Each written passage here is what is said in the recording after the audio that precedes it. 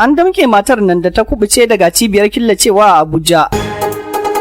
Wani matashi ya soka wa mahaifiyarsa wuka tare da banka magawarta wuta. Wasu gwamnoni sun gana da Osunbajo sun faɗi mashi abin da suke so shugaba Buhari ya yi. Za ku ji yadda 'yan wata unguwa a jihar Kano suka kwace kayan tallafi na abinci. Dakarun sojin Najeriya sun halaka 'yan bindiga 89. Waɗannan da ma wasunsu za ku ji a cikin shirin duniyar labarai na yau Litinin 27 ga watan 4 shekara ta 2020. Za mu fara shirin duniyar labarai ne da labarin wata mata da ake zargin ta tsere daga cibiyar killacewa a Abuja an kuma damƙe ta a jihar Nasarawa. Matar 'yar asalin Ibadan ce kuma ana zargin ta gudu ne daga cibiyar killacewan da ke Abuja inda ta tunkari jihar Nasarawa. An je har gida an kama ta a kusa da cocin ERCC da ke kurmin tagwaye a kan titin Wamba da ke Akwanga. Daga nan ne aka mika ta cibiyar killacewa da ke babban asibitin garin. Haka zalika wasu mutum biyu da ake zargin suna dauke da cutar coronavirus an killace su a babban asibitin Akwanga da ke jihar Nasarawa. Daya daga cikin marasa lafiyar dan asalin garin Rinzane na karamar hukumar Akwanga ta jihar Nasarawa. Wani matashi mai matsakaicin shekaru mai suna John Soap Ejoju ya yi yunkurin halaka mahaifiyarsa a karamar hukumar Mbote.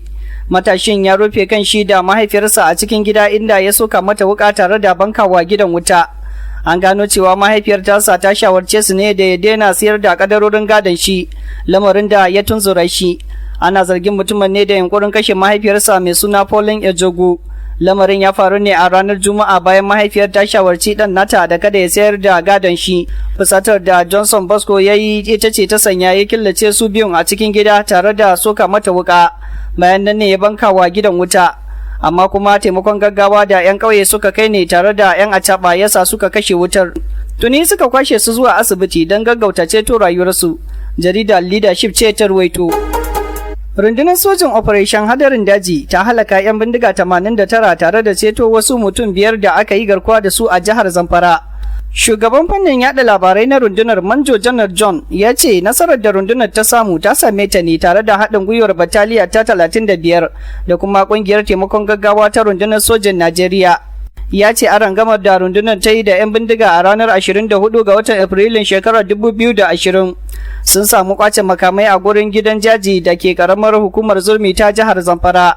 Ya kara da cewa waɗanda aka yi garkuwa da su ɗin sun haɗa da mata 3 da maza 2. Kada ku shafa kuna tare ne da shirin duniyar labarai wanda yake zo muku daga nan sashen Hausa na Randawa Media Concept. Shirin zai ci gaba bayan mun karɓi wannan sako.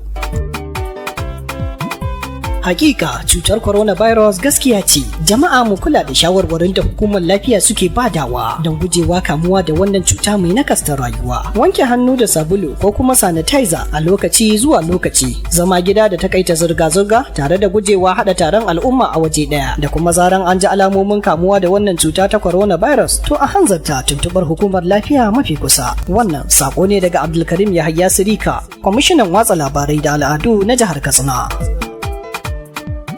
Madalla. A ranar Alhamis ne mayakan 'yan ta'addan Boko Haram suka tare tawagar tsohon gwamnan jihar Borno, Sanata Ali Madu Sharif akan hanyar Maiduguri. Bayan musayar ruwan wuta da aka yi tsakanin jami'an tsaro da 'yan ta'addan, mutum 5 sun rasa ransu daga cikin tawagar sanatan. Kamar yadda majiya daga jami'an tsaro ta bayyana, an kai wa sanatan hari ne a garin Auno yayin da yake kan hanyar sa ta zuwa sadakar ukun mahaifinsa. Majiyar ta ce Sharif na kan hanyar sane ta zuwa Maiduguri daga Abuja a yammacin ranar Alhamis. Yana kokarin zuwa sadakar uku ta mahaifinsa Galadima Sharif wanda ya rasu a makon da ya gabata.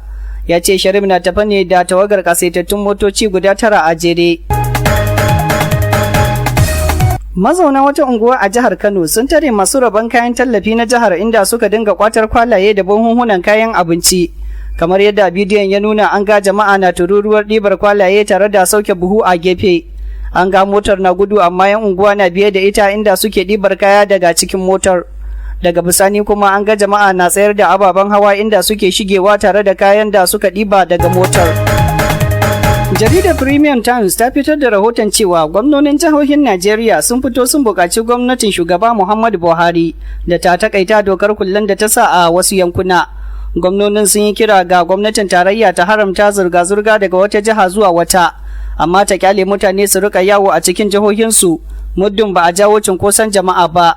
Ganin wa'adin takunkumin da aka sa ya gabato, gwamnonin jihar sun buƙaci shugaban ƙasa Muhammadu Buhari ya farlanta amfani da tsumman rufe fuska ga masu shiga bainar jama'a. Kamar yadda rahoton ya nuna, gwamnonin sun gabatar da wannan bukata ne a wata takarda da suka aika wa sakataren gwamnatin tarayya Boss Mustapha a ranar 24 ga watan Afrilun shekarar 2020. Shugaban gwamnonin Najeriya kuma gwamnan jihar Ekiti Dr. Kayode Fayemi shine ya sa hannu a wannan wasiƙa. Gwamnan yana magana ne a madadin kungiyar NGF ta gwamnonin kasar gaba daya.